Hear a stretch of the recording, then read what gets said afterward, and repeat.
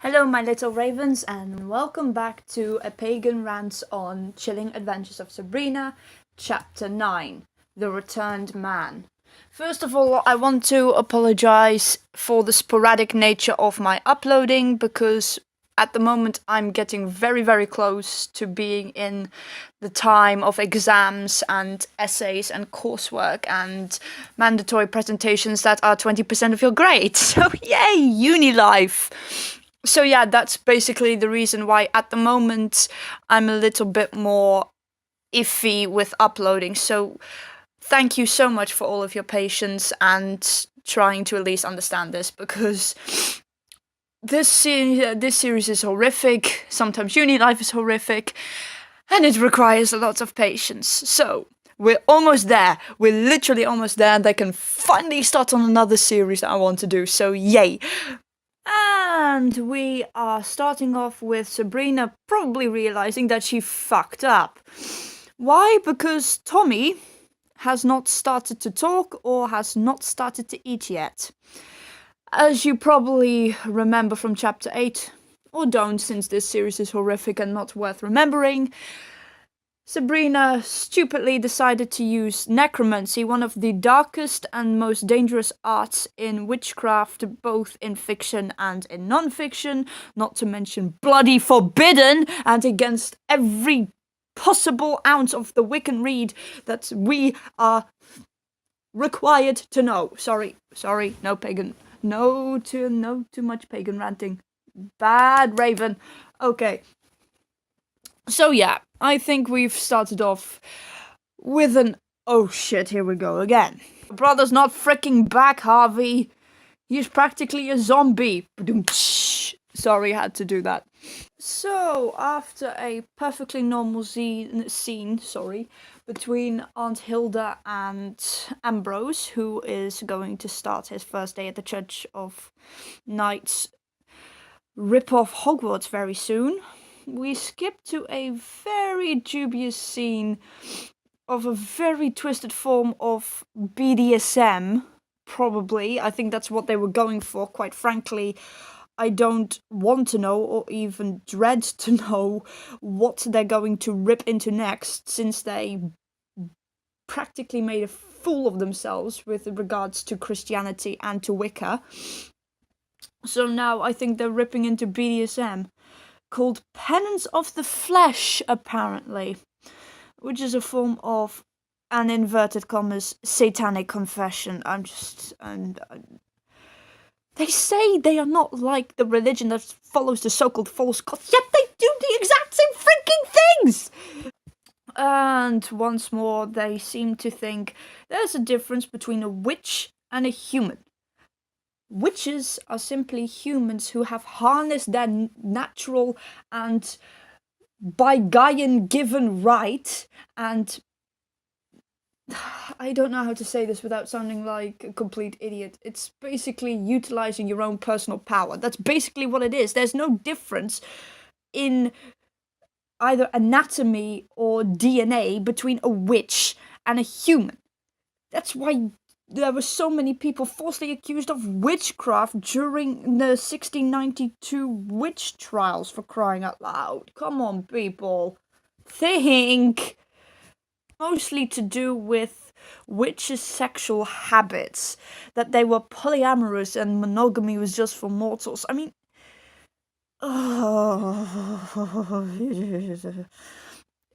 I don't understand the thinking process of these writers.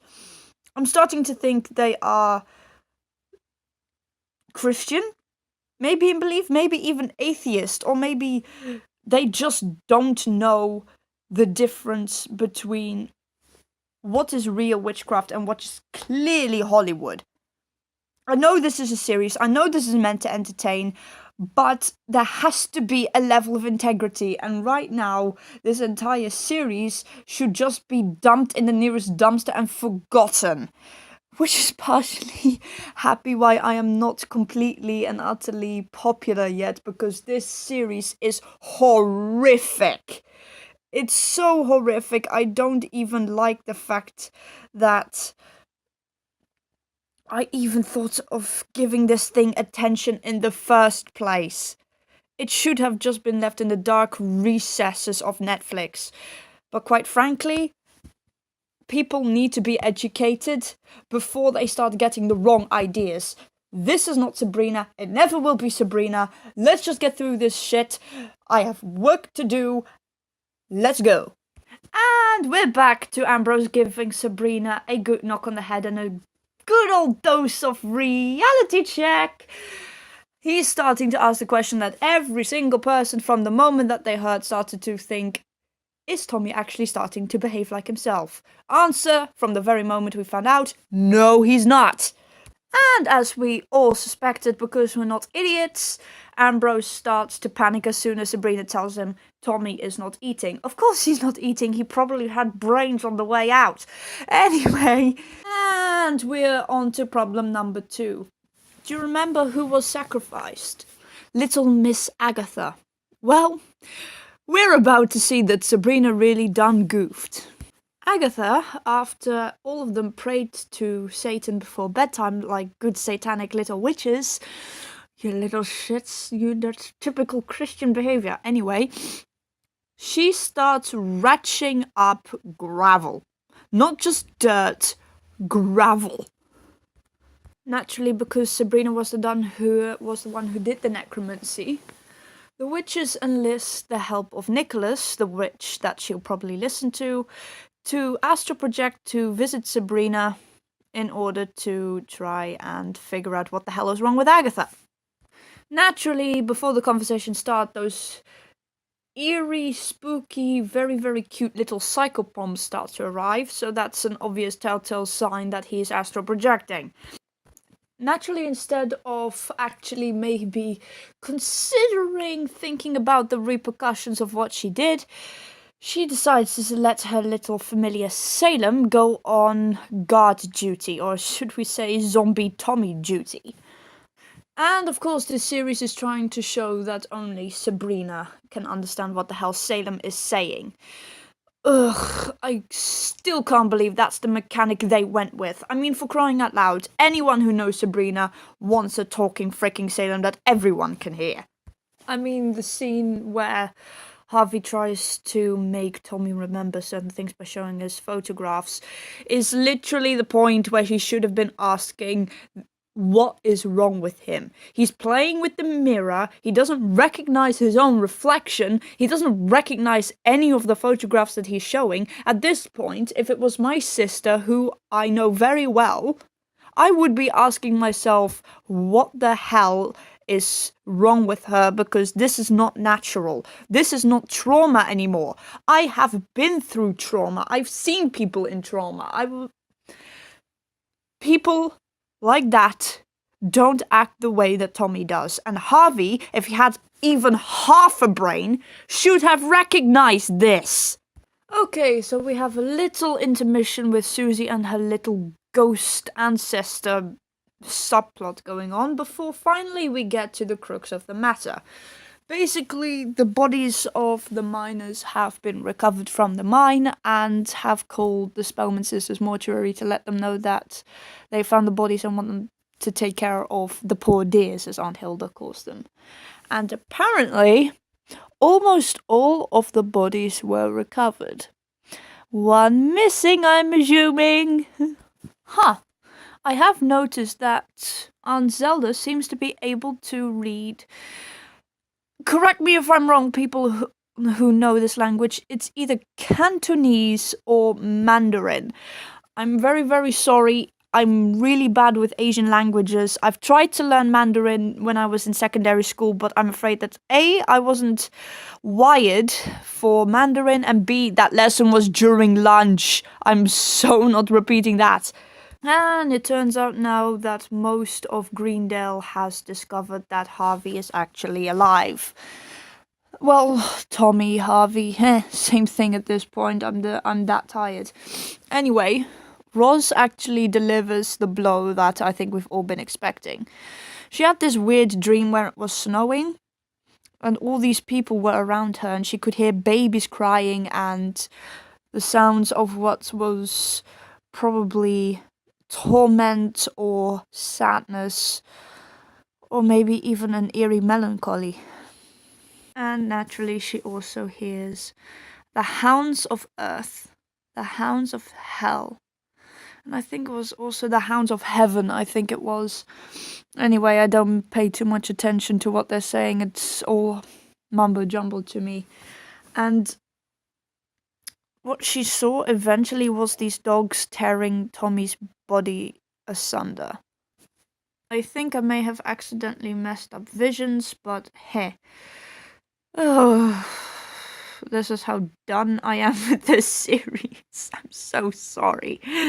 And that is when Sabrina has an oh so spectacular idea to get her cunning friend Roz near zombie Tommy. Oh my god. As if this woman hasn't already put her friends in enough danger. I'm sorry, I have to laugh at this point because, well, remember when Ambrose said he was going to go and do some community service at the academy? Well, he's just been given a familiar, a goblin of the highest pedigree. His name is Leviathan. What is the form that he takes? A freaking rat! That is the most terrifying familiar I've ever seen. Leviathan the rat. Mouse, rat, I really couldn't care at this point. His name is Leviathan and he's the most pathetic form I've ever seen. As I suspected, I think that translation assignment was just a pretext for Faustus to get out of the room and let those two just fuck at this point. I mean, it makes for better entertainment, I suppose. Unfortunately, their very spontaneous cuddle time is disrupted by the entrance of the weird sisters. Oh, and it turns out instead of just coughing up grave dirt, Agatha's also coughing up turnips. I'm sorry, but that is just funny. So, after completely humiliating two bullies by using her psychic powers to read the past of one of the bullies and the sexual attraction and orientation of his friend, well, and finding out that for some reason Susie wanted to steal Orlando by Virginia Woolf. For some reason Hilda says she could throw a mean dinner party, so I wonder how old Hilda actually is at this point. Hilda gets summoned to the Academy of Unseen Arts. Apparently, Hilda is just as cunning as one might think from a spellman. She prescribed Alka-Zets or something like that to Agatha in order to keep the weird sisters busy. She finally realized that, and well, she realized very quickly that Agatha was coughing up gravel, which means she shouldn't have come back at all. And of course, like a good little nephew, Ambrose tells Hilda the truth about everything and why Agatha ended up in the cane pit in the first place. And this is the scene where I actually do realize I've mixed up the visions. This time when she touches Tommy, Roz gets the vision I mentioned before. People screaming, people just wandering about, babies, the sound of lots of babies. People looking very, very confused and very, very lost. And for some reason, she sees her friend Sabrina as a old woman, or at least skeletal in her countenance, which personally I take great offense to. And naturally, Aunt Dorothea just has to be a telltale and ask Susie the one question that I had been secretly hoping would not be asked. Are the Spellmans still witches? Oh my god, really? Really? Susie finds out because her ghost ancestor tells her? Oh my bloody god. Oh. No, why not have her use her brain for once? Let's give her a second dimension to this character. No, let's just have the easy way out. Give everything away. Just... I swear, if I had written such a story for my creative writing piece, I would have failed immediately. So, Sabrina's finally getting an earful from Aunt Hilda. The Grim Reaper is slowly killing Agatha, which, quite frankly, makes me just want to laugh and say, "Ha I told you so, you idiot." And Sabrina wants to go into mortal limbo, as if she hasn't learned her bloody lesson yet. Of course she hasn't. She's a dumbass. Okay, so Agatha is now crashing Satanic Choir. And quite frankly, I was hoping that it was the Grim Reaper at this point, because this show expects you to suspend all disbelief, so why not? Naturally, the High Priest finds out, gets angry, Zelda Spellman promises to fix everything, blah blah blah, yada yada yada. And Zombie Tommy is confirmed! He took bites out of the necks of the dead men. Yippee! Ho ho ho ho. Okay, Tommy tried to kill Harvey's dad, or his dad too. Harvey finally shows he has a bit of a functioning brain, because in the back of his mind he always asked himself whether or not it was really his brother that had come back. Oh god.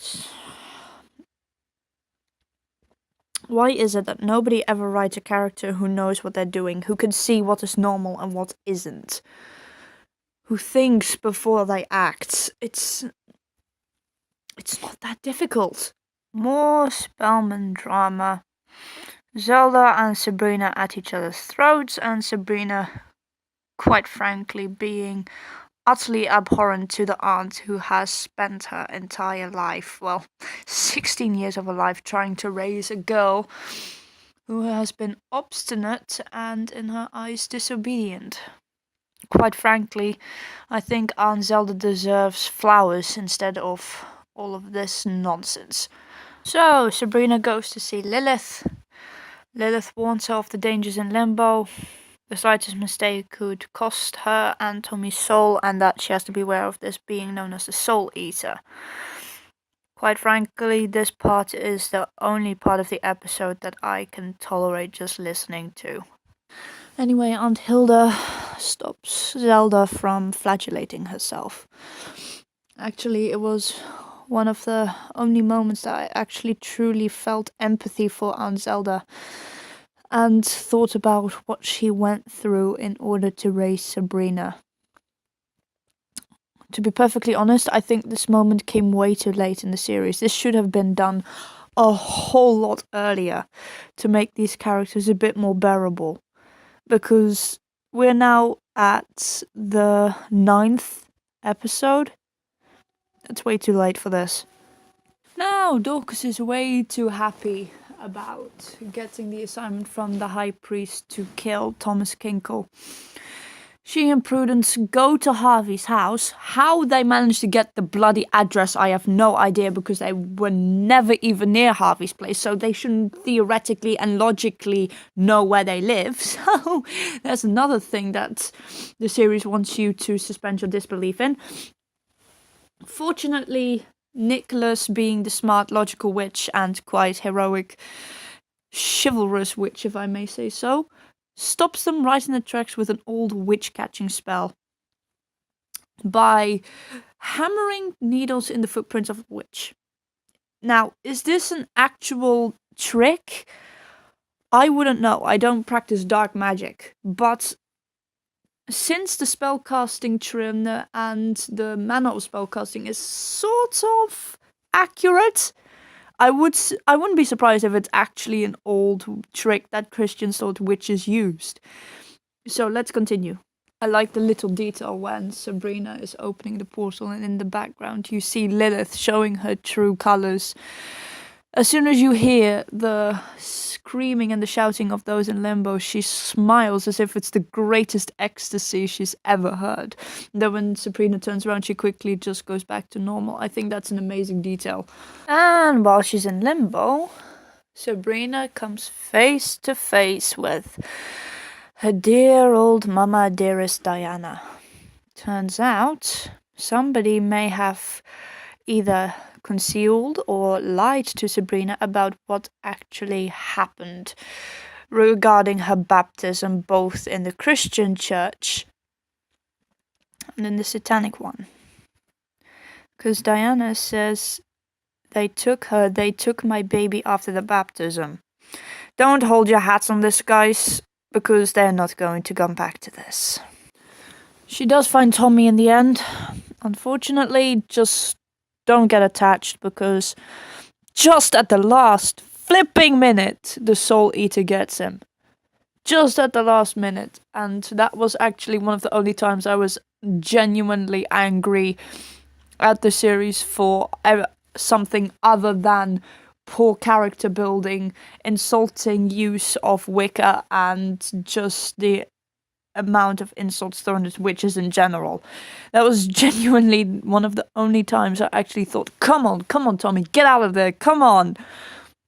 And then it just... yeah, basically that. And it turns out Lilith deliberately did not open the bloody portal. Well, of course she didn't. She's Lilith. What else did you freaking expect? I will have to admit something, though. Lilith really is the most deliciously evil demon ever. I have said a lot of mean things about both Roz and Susie. And quite frankly, none of them even come close to what I feel about them. Actually discussing whether or not their best friend is a witch in public. If you look at them, there are two couples sitting right behind them who have the perfect, ample sound wave range to overhear everything that these girls are talking about. If Lilith can freaking hear this, those two can as well, especially since they're directly behind Roz and Susie in the bar. Oh, now the eavesdroppers are about to leave, so that's why Lilith can hear them. Yeah, that doesn't take away the fact that those two could still hear these girls talking about the cunning and ghosts, people. And the winners of the most idiotic and treacherous little friends goes to Rosalind and Susie. She's your friend. You have known her for God knows how long, and suddenly you think that she might be evil just because you've discovered she's a witch? Use your bloody common sense. Oh wait, these writers have no common sense. Basically, Sabrina told him the truth about everything, including what she did to Tommy, and Harvey more than mans up and takes the gun and kills his zombie brother. To be perfectly honest, my little ravens, I don't think I could have been able to do that. And it just finishes with Prudence, Dorcas and Nicholas just looking back at the house and Sabrina crying her eyes out to Aunt Zelda. Yeah, that's basically all I've got to say about it. The Returned Man is a product of its writers. Quite frankly, I have nothing more to say to it or about it. It's about as chaotic and stupid as the rest of the series. I think we've all had enough, my little ravens. Until the next time, Raven Rose signing off.